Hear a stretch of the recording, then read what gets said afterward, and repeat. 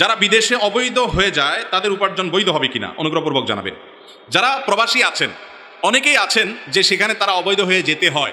Middle ইস্টে অনেকে আছেন যে হয়তো কফিল থেকে তিনি ভেঙে গেছেন, কফিলের অধীনে আর কাজ করেন না, তাহলে এখন যে তিনি উপার্জন করছেন এটা হালাল হবে নাকি হারাম? এটার উত্তর হলো, আপনি যে উপার্জনটা করছেন, আপনি যে কাজটা করছেন, সেই কাজটা যদি বৈধ কাজ হয়, কোনো অন্যায় কাজ করছেন না, হালাল কাজ করছেন এবং তার বিনিময়ে আপনি পারিশ্রমিক নিচ্ছেন, তাহলে সেক্ষেত্রে আপনার উপার্জন হালাল হবে।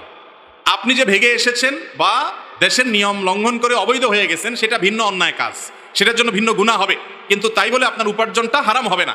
কারণ উপার্জনটা হবে শ্রমের বিনিময়ে পারিশ্রমিক নেওয়া, শ্রমদান দিচ্ছেন বৈধ খাতে, পারিশ্রমিকটা হালাল হবে। আর যদি আপনি অবৈধ কাজ করেন তাহলে আপনি সরকারের খাতায় বৈধ থাকলেও আপনার উপার্জন কি হবে? হারাম হয়ে যাবে।